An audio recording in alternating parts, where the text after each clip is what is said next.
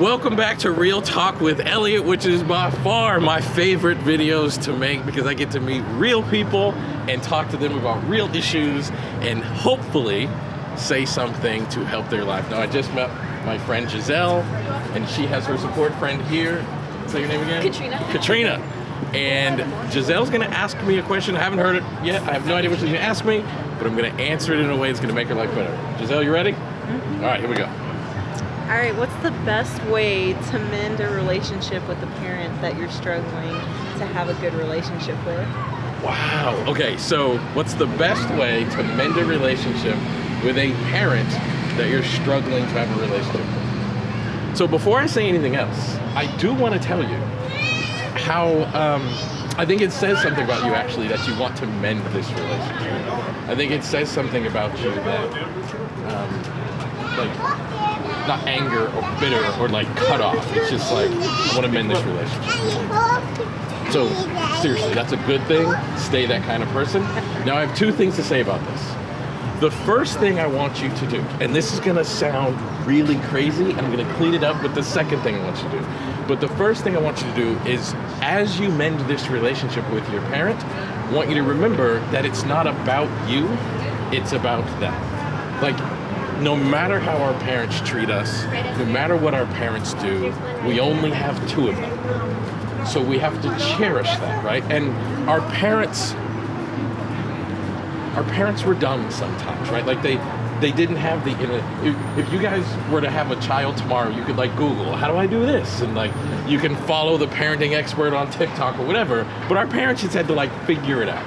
And they made mistakes, and to have the gift of forgiveness and understanding is invaluable, and it prioritizes the dynamic with the one relationship you can't get more of, right? Like, you cannot get more parents. It just won't happen. You can get more siblings, you can get more cousins, nieces, nephews, certainly get more partners, but you cannot get another set of parents. And you have to cherish that. So as you go to mend a relationship, remember it's your goal to give them forgiveness and give them the space to be broken, imperfect human beings, and prioritize, I'm just here so that they can be valuable in my life. Does that make sense? Yeah, that does. Okay, so that's thing number one.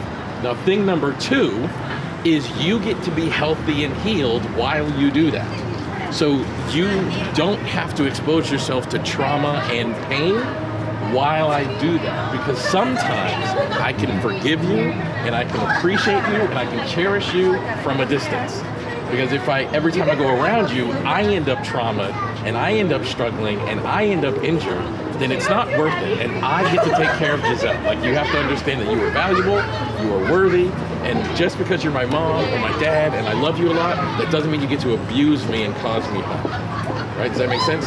So I want you to kind of hold two things. Like, if they've made mistakes in the past, I have to forgive them. Like, it's okay to be broken and flawed and struggle. And we know we live in a very different world than our parents grew up in. And as a consequence, we don't make the same silly mistakes that they made. But if you're continuing to cause me harm, I'm still gonna love you and I'm still gonna appreciate you and I'm still gonna forgive you, but from a distance, because every time I come around you, you cause me further injury and I don't deserve further injury. Does that make sense? Yeah, that makes a lot of sense. All right, so good luck.